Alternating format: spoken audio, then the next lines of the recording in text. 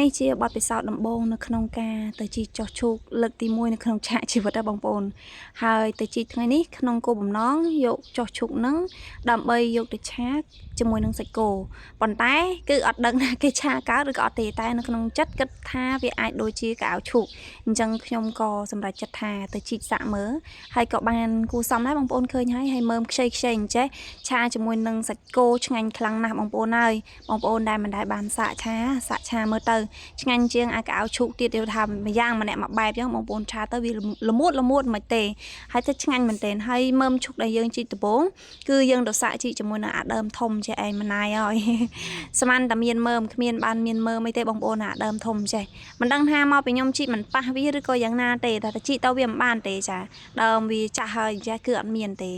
គឺជីកបងប្អូនដឹងស្រាប់ហើយចាដីកន្លែងជីកកៅឈូកអាស្អិតក៏ស្អិតអារឹងលីស្អិតជាមួយតែគ្នាថាអូយតាដប់ទៅដួសតែមែនទេហើយថ្ងៃនេះគឺយើងមកគឺមិនមែនមកជីកតែមើមឈូកទេមានคลิปខ្លីថ្ងៃមុនគឺបង្ហាញបងប្អូនហើយអំពីពួកខ្ញុំទៅពិកនិកអាហារពេលល្ងាចអញ្ចឹងណាអញ្ចឹងពួកខ្ញុំទៅពិកនិកផងហើយក៏ទៅជាមួយនឹងជីកមើមឈូកនេះផងថាជីវិតវិញចាមិនមែនភីងទេចាមិនដឹងថាជាអ្វីទេសបាយផងអីផងហើយជីទៅបងប្អូនមើលជីតាមអាដើមមិញទៅប៉ះអាមើមចុះមកពីណាទេចាមើមចុះចាមើមមកពីណាទេមិនមែនចាមើមដែលពួកខ្ញុំតាមនោះទេចាជីទៅក៏ប៉ះហើយក៏ដកមកតែម្ដងទៅចាហើយនេះដំបងចាដំបងគឺយើងបានមើលរៀងចាស់ចេះទៅហើយតោះមកយើងទៅជីអាប្រភេទអញ្ចេះក៏មានដែរចាទូចមានតែកៅទូចមួយញក់ហើយយើងក៏ទៅបន្តទៅជីជាមួយនឹងអាមើមអាដើមរៀងវាលូតរៀងដកវែងក្រាន់ហើយបងប្អូនមិនមានរៀងស្លឹករៀងមិនចេះចាស់ទេក៏មកល្មមខ្ចីល្មមអញ្ចឹងមិនមានហើយមានក៏មានឃើញឲ្យមើមគេបប៉ាន់នេះឯង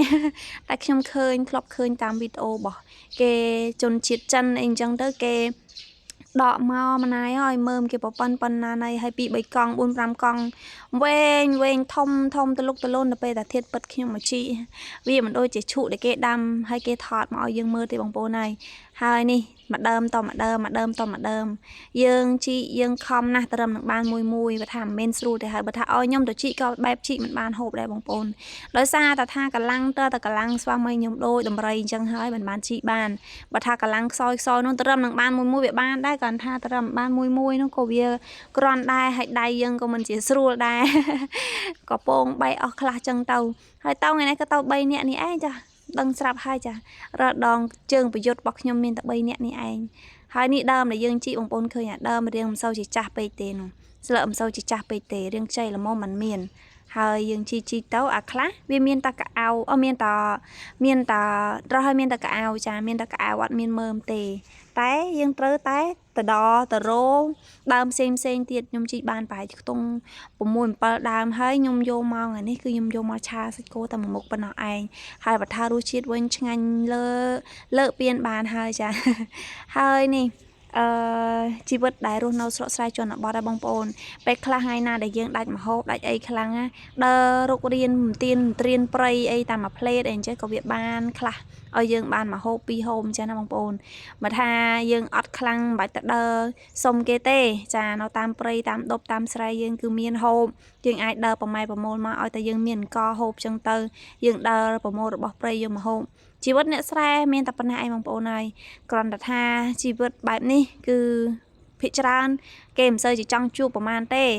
ហើយកៅឈូកមើមឈូកដែលយើងបាននេះយើងយកមកដល់យើងកោសអាខាងវាអស់ទៅហើយយកវាមកហាន់ស្ដើង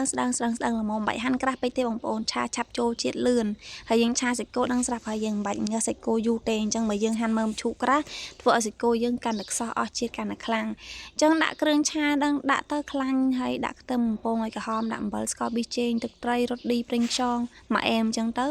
ហើយសាច់គោឡើងតែមួយសន្លប់យើងចាក់កៅឈូកចូលស្ដើងហ្នឹងទៅគឺតាមមួយសន្ទុះគឺវាឆ្អិនហើយយើងដាក់ម្រេចលើតិចទៅដើម្បីឲ្យវាលើករសជាតិនិងក្លិនឈ្ងុយកាន់តែខ្លាំង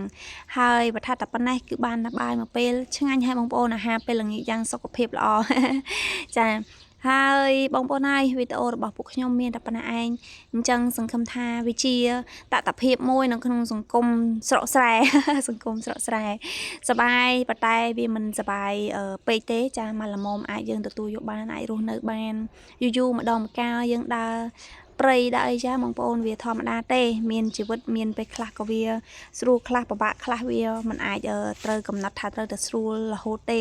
ចាតែយើងឲ្យស្គាល់គ្រប់រសជាតិទៅនេះជីកកៅឈូករសជាតិលើកទី1អញ្ចឹងនៅមានរសជាតិអីផ្សេងទៀតលើកទី1ខ្ញុំនឹងដើរសាកឲ្យបានច្រើនដើម្បីត្រៀមប្រយុទ្ធនៅក្នុងជីវិតដ៏វែងឆ្ងាយរបស់ពួកយើងបន្តទៀតអញ្ចឹងវីដេអូនេះមានប៉ុណ្ណាឯងជម្រាបលាជួបគ្នាវីដេអូក្រោយបាយបាយ